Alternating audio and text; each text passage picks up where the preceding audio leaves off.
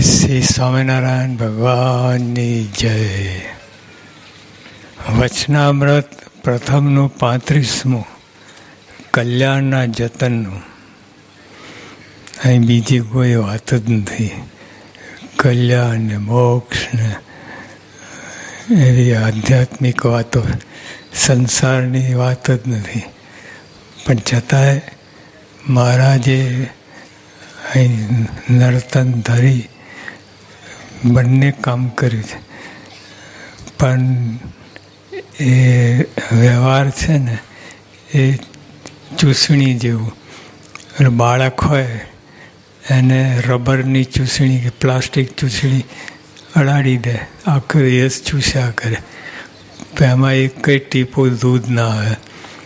તો એ વ્યવહાર પણ મહારાજે આપણને આ લોકમાં છીએ, સંસારી છીએ, બાલ બચ્ચા છીએ, બધું છે.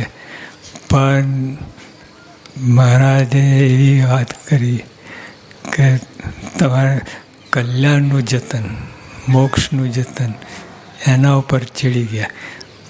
અને ઓલું તો ચૂસણી જેવું વ્યવહાર જે કરો એટલે એમાં ટૂંકમાં હૃદયમાં મહારાજ સ્વામી એમને રાખવા અને બીજું બધું બહાર, તો ગડબડ ના થાય. નહીં તો ભગવાનને હૃદયમાં રાખીએ નહીં અને બહાર રાખીએ તો ભગવાન ક્યાંય જતા રહે. એટલે ભલે દેશ પરદેશ બધે ફરો, વ્યવહાર કરો, બધું કરો, પણ અંતરમાં મહારાજ સ્વામી એ બેને જ આપે રાખવા. આ ભગતજી આ કેવા પુરુષ થઈ ગયા ભગતજી. બાળપણથી જ આ હનુમાન જે છે ત્યાં મુજરા કરતા બાળક રહે અને રામની ધૂન. તે વખતે નિષ્ઠા પાકી નહીં. આમ તો મનુષ્ય લીલા કરે એટલે બધું કરે, પણ તે વખતે મુજરા કરતા. એટલે પહેલેથી જ ભગવાનની ભક્તિ નાના હતા ત્યારથી. અને મોટા મોટા જે બધાએ પ્રમાણ કર્યું છે. અને પ્રભુ પ્રાગા પ્રભુ કહેવાતા અને એ લોકમાં પ્રસિદ્ધ હતા. એવી રીતે બધાને એમને માટે હિતપ્રીત રહેતું. જે એમના યોગમાં આવ્યા પછી તો શાસ્ત્રી મહારાજ મળ્યા અને બધી મોટી બધી વાત થઈ ગઈ. પણ જો બાળપણથી બધાને હેત ઉપજાવે એવી રીતે વર્ત્યા અને બહુ મોટા કહેવાય.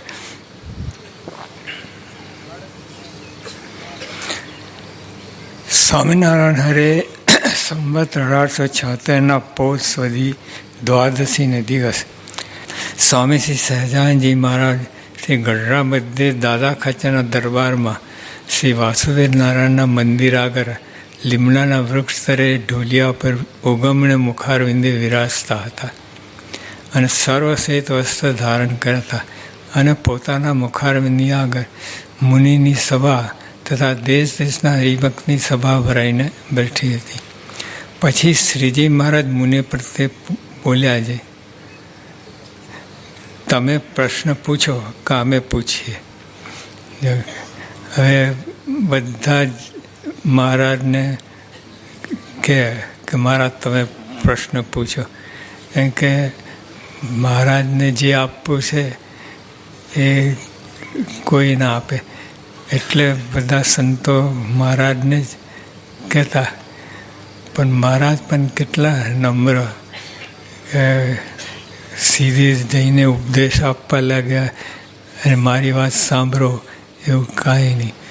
મહારાજે પસંદગી આપી કે તમે પણ પ્રશ્ન પૂછો કે અમે પૂછીએ. ત્યારે મુનિએ કહ્યું છે, હે મહારાજ તમે પૂછો. પછી શ્રીજી મહારાજ બોલ્યા છે, હવે બે જાતના પુરુષો છે.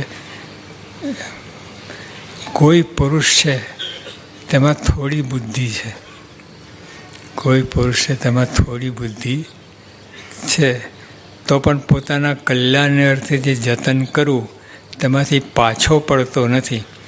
અને કોઈક બીજો પુરુષ છે તેમાં બુદ્ધિ તો ઘણી છે અને મોટા મોટામાં પણ ખોટ કાઢે એવો છે, તોય પણ તે કલ્યાણને માર્ગે ચાલતું નથી. તેનું શું કારણ છે?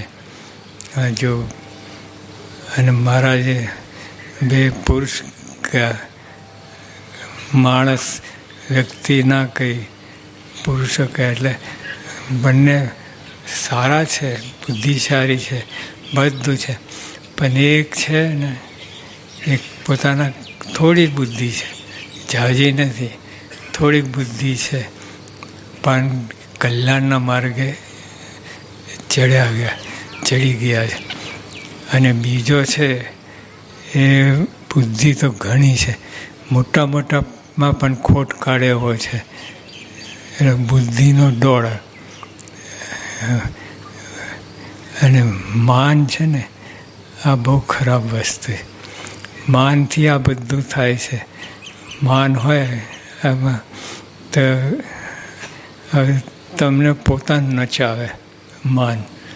તમને લાગે નહીં કે હું કોના પંજામાં છું, ભગવાનના પંજામાં કે માનના પંજામાં.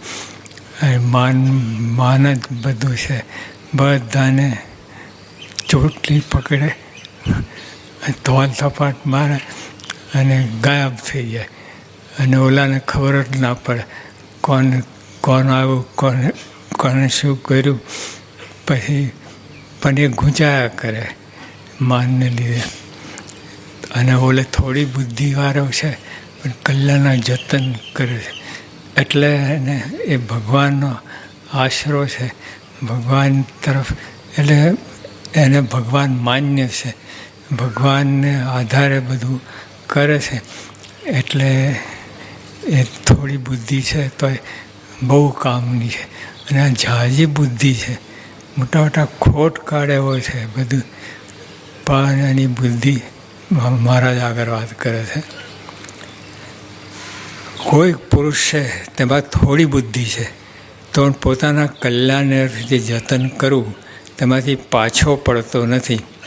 અને કોઈક બીજો પુરુષ છે ત્યાં બુદ્ધિ તો ઘણી છે, ઘણી બુદ્ધિ છે, અને મોટા મોટામાં પણ ખોટ કાઢે એવો છે.